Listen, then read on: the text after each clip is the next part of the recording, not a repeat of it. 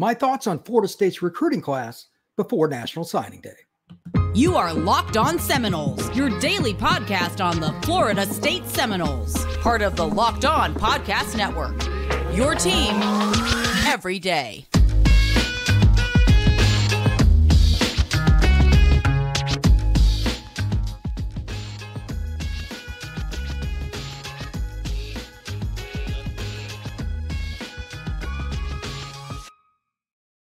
Welcome to another edition of Locked On Seminoles.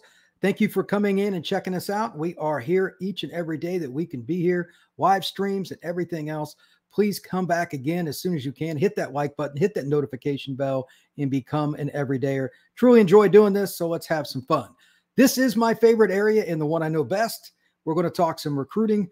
First off, though, please make sure that you look at LinkedIn Jobs. This is our recruiting sponsor for this show and across the Locked On Network. They've even got tools that help you write a profile on their app. It's easy to use. Check out LinkedIn Jobs. It is a fantastic app. All right. So today, this is simple, folks. I'm going to break down my own personal thoughts, just straightforward. It's going to be a short podcast about the Florida State class, where it's at, things that are going on in general, not just with the Noles, but with other teams, because everything, the way it's interconnected now, impacts Florida State, Mike Norvell, and his recruiting class. So let's talk about it from these main two perspectives. Number one, what Florida State has, and two, what do they need to do not only this year, but moving forward to get to the promised land of having as good a class as anybody in the country. So number one, what do I like about the 24 Seminoles recruiting class? It starts with Luke Krumholm, the quarterback out of Benedictine up in Savannah. You need quarterback play to win at any level. That's not any newsflash. Florida State is continuing to bring in good players. They got an Elite 11 quarterback last year. They're getting an Elite 11 quarterback this year. You keep doing that, things will get better year after year. You can sustain more hits to your roster, whether quarterback or otherwise, and you can continue to win. Number two, versatility. Man, this class has it across the board. You're talking about defensive linemen, offensive linemen, corners, safeties, running backs that can play different spots. Let's take Mekhi Danzy, for example. He's the running back out of Florida High in Tallahassee, one of the fastest players in the nation. I've watched him play in practice. I've seen his film. I've seen him at the Under Armour camp. If you wanted to, technically, he probably will end up playing running back for the Noles. He can play safety. He can play corner. He can play receiver. He's a return man, and he's a good kid, too. Those kind of players in your program will help you put your best foot forward. Also, a kid like Cam out of Doherty High School up there in Albany. Cam Davis is another running back, but he's played safety. He's played slot. He will do whatever to help his squad win. He played quarterback for most of his career at Doherty because that's just what they needed him to do. He's a pretty good quarterback. The game I went to see him a couple years ago, he had a couple touchdown four touchdown passes just in the first half. When you have versatility, just like raw talent, you're going to go up. Another key factor here, Florida State, I don't know why it ended up being this way, but their recruiting class is great in general, but that DB class, I've talked about this many times on Locked On Seminoles. That's as good as it gets.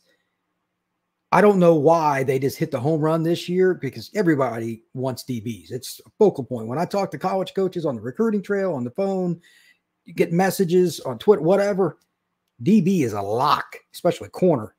They get questions. Hey, what'd you think of this kid? Does this kid have grades? Could he fit in our program?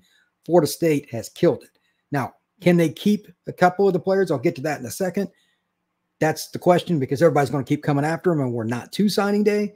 But as of Sunday, when I'm recording this podcast, Florida State's DB class is number one in the nation. I do not doubt that. A final point in general about the class is just speed. If you think about Florida State historically, they have a lot of speed. Kids like BJ up there in Georgia don't get a lot of attention. He can go. The entire DB class can go. I'm not even going to get into that. Mekhi ran like a 46, 45.99, something like that in the 400, one of the fastest guys in the country. When you're bringing in players like that, you look at like Florida State historically, even in the 2023 season, those big chunk yardage plays on offense, special teams, Peter work kind of deal. That's what Florida State's known for. They're going to keep that tradition alive on offense, defense, and special teams. Very, very important. All right, now a little bit of rumor mill here. And this is not just Florida State. This is going to be all over the map. these are just random things to kind of give you a barometer of how much recruiting is changing because of the portal, NIL, even in the last couple of weeks. I've said it before, but we're talking about numerous things that are changing. It's happened partially with Florida State directly. Let's address something that came up on the live stream that I had. I believe it was Saturday, might have been Friday, but I think Saturday. Rodney Hill allegedly wanted $500K. I don't know if that's true or not. He was technically the third string running back, but he wanted $500K to come in. There's no way that's going to happen. So your roster is going to change all the time when kids are, if kids make those kind of demands. I mean, there's no way they're going to do that. So you have to be ready at the drop of a hat to have a list. Next man up from the portal, possibly. High school kid, possibly. And then don't forget about the junior college ranks. Florida State's had success with all of those in the last 5 years. There's no reason to think that they're not going to continue to look at that in a broad perspective, talking about Mike Norvell and his coaching staff. So again, NIL changes everything. Maybe a high school kid wants something you don't want to give. He's done. Maybe one of your guys, like Hill, apparently, again, I have no way to verify that. But if he wanted $500K, you're not going to do it. So he's gone. That leaves a hole on your roster. Do I take a high school kid if I'm Norvell? Do I go after somebody else? How do you address the needs of your roster? And sometimes it's out of the blue. Again, if you don't have a short list in all those areas to immediately turn to, you can get left out in the cold real quick. And the odd thing, it's just part of it. Like it was the 4th, I believe, that the portal opened. Well, signing day is on the 20th, this coming Wednesday. If a kid jumps in the portal on the 20th because he's mad about something or just wants to whatever, you got 3 days till signing day. So you need to have somebody in your office, and this is something that's started to happen. And by the end of next year, everybody will have one. Either a quote unquote general manager, literally a general manager in the football office. This is going to be the next big topic that's going to drive coaches nuts, but it is what it is. Or somebody that's a portal guy, primarily kind of a general manager. Titles will be different, that help the coach manage stuff and quite frankly, get some of their power. They almost have to because it's too much already with what coaches are doing. I guarantee you there's going to be strife because ADs are going to want these people in the back office to help them make business decisions with NIL for the roster, make decisions about who to take and why. In other words, if you got one scholarship left, do we take the tight end or we take the defensive lineman? You need to have different people making decisions with that as it goes with NIL because they can do the analytics with it. We're going to get more data. It's not quite to that point, but you got to start somewhere. That is something that teams are doing now. Florida State could be the next one to make a step up. And maybe they got somebody, and I don't know about it, that's in the back office that's doing it, but not labeled. Anyway, NIL is changing everything because a lot of people are wanting stuff that's not going to happen. And this is not just a Florida State deal. I'm hearing this SEC, Big Ten, all over the place. There are demands that it's like, this is laughable. There's no way in hell you're going to get that. There's the door.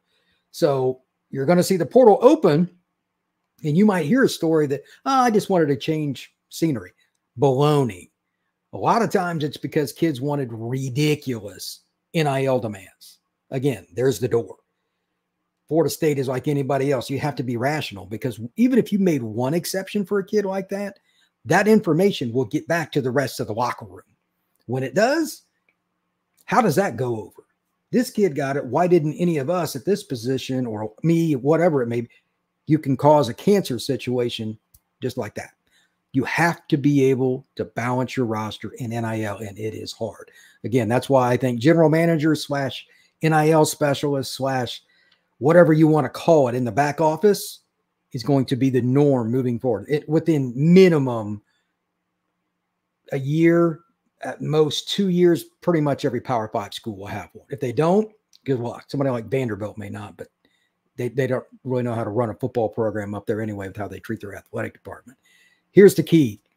Florida State is still in a better position than 98% of the schools. But you cannot miss on this. That's something to think about long-term. It's not as big a deal this year because everybody's kind of like caught off guard. Again, Florida State's having problems with it and everybody else with these NIL demands. Starting this next class, the 25 recruiting class, you need to already have this stuff kind of ironed out. It's something we'll talk about probably a ton between now and the beginning of fall camp in August because NIL has went to the point where it's just, again, it's comical, it's laughable. When we get into the specifics with regards to players, I haven't heard anything on Jeremiah Smith. I'm not liking what I hear with KJ Bolden, but then I talk to somebody else and they think maybe Florida State. That's going to be a signing day deal on both. And those to me are the two main guys to think about. As it relates to LJ McCray, that's similar. And I keep hearing Auburn really likes their chances there. But my buddy that covers Florida, Brandon Olson, who I've done a show with on his show and brought it on here when we had the preview, he's heard good things, but right before that, he didn't. Like Florida's, I don't trust their ability to figure out kids with NIL. Obviously, their track record in the last year and a half is garbage when it comes to NIL. So I'm going to lean Auburn or Florida State. Those are the last couple schools that LJ was at.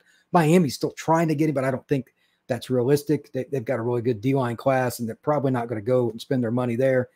Florida State or Auburn is where I expect LJ McCray. And it's just, I'm just saying it, if nothing else, because I'm kind of gun shy with UF. I'm just being objective here. They've lost so many good players and had so many negatives with their coaching staff, having a D-line coach that was, sent out packing, etc. It's going to be hard to keep a 5-star kid like LJ McCray, even though he's from Mainland High School, right down the road from Gainesville. He's maybe an hour and 10 minutes. That's going to be hard. The last player with this in general is the surprise player. And you're asking, Brian, what does that mean? Well, it's pretty simple. Forever, as somebody that was a recruiting fan, that went in the recruiting industry, podcast, whatever, it's just a norm. There's going to be either at least one guy that leaves or comes to your recruiting class on signing day. You're like, wow, we didn't see that coming. Bobby Bowden used to talk about this. It used to freak him out right before signing day. This is hilarious. Bobby was very, very candid. I don't know how the numbers are going to work out, but it seems, I'm paraphrasing, but it seems like after signing day, we do pretty good. Of course, they had a top 5 class every year pretty much. And they had a whole bunch of number 1, number 2, number 3 classes from like 87 to, I don't know, probably around 2000. I can't imagine that Florida State's going to drop too much in this recruiting class. But if the NIL regards, I haven't heard a whole lot on the high school side go wrong, they could lose somebody there too. Do not be surprised by anything that you see in terms of whether the kid does or does not sign with Florida State or any other school that you read a blurb about, see something on Twitter, etc. The only thing I will say there is don't believe the reason why. We're never going to get the full backstory on these, and that sucks. But you're in that meeting room or you're not, or you're on that phone call or you're not. In the last 3 to 4 days, I have been taken back by how much I've heard about different numbers. And again, I keep bringing up Rodney Hill, but that's one Florida State fans can relate to. That kind of stuff is the norm. Like there are people talking about $1 million, this, that, and the other for quarterbacks. That's one thing, but like there are certain positions they just don't demand as much, whether it's a high school kid, a JUCO kid, a transfer, whatever. It is supply and demand. Cam Ward, if he wants to come to Florida State, yeah, he's going to get money. Why? He plays freaking quarterback. It's different. You can like it or dislike it. That's reality. You got to balance your roster with that, though. And if Florida State, let's say, gets Ward, how does that impact the Noles and their locker room?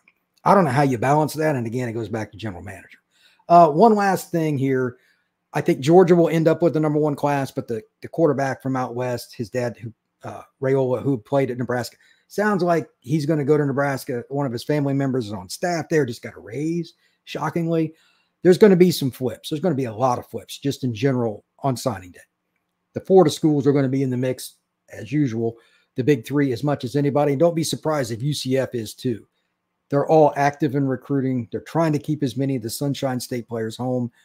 But there's really, and quite honestly, no barometer for how many it will be. Think about it from a coach's perspective with signing day. You want to leave some holes, theoretically, for the portal. You're going to have a couple guys you're still chasing, and it doesn't close till January 2nd. So you're balancing December 20th high school date with that. So you got to be careful. Now, like Georgia and Bama, they don't mess much with the portal, just a few elite kids, and that's it. And Florida State, I think, is kind of going in that direction, although this year they need certainly more linebackers with the DJ Lundy situation. There's another one with the portal that's awkward. We'll be talking about that for quite a while, and Florida State has some linebacker concerns. But FSU, they probably are going to try to get more high school kids, I think, this year and really next year. Start building their own kids. So how many other teams do that? Take South Carolina, for example. It's a school that Florida State recruits against quite a bit. They have some proximity. That program's been gutted again. They're losing some key players, quarterback, etc. How they go after kids, at the end in high school or portal, one or both, impacts Florida State. Everything that one school gets, somebody else has got to find another hole to fill. I think it's going to be fascinating on signing day. Again, if you take nothing else from this, do not be surprised about anything that Florida State gets in this recruiting class. Absolutely, unequivocally, do not be surprised because of NIL and the transfer portal and all this stuff coming together with, quite honestly, really poor regulations, if any at all. Anything is possible. With that, I'm going to wrap it up. I will have a live stream on Monday and one again on Tuesday. Not sure on the times just yet. Probably going to shoot for something like 11 a.m. earlier in the day on Monday. We'll see. Got to figure it out. Tuesday is a little more wide open. It depends on who commits, who doesn't, things of that nature. I'm going to try to do a rundown, take questions, etc. Please, once again, hit that like button, hit that notification bell, trying to grow this podcast as much as possible. And the best way to do that is the evergreen way of just asking people to share the word about Locked On Seminoles. I appreciate all of y'all. Please become an everydayer and do your best to get in here and check it out. Trying to have as much fun as we can about college football and the Noles. It is a blast. So without further ado, y'all have a great day. I'll talk to you soon.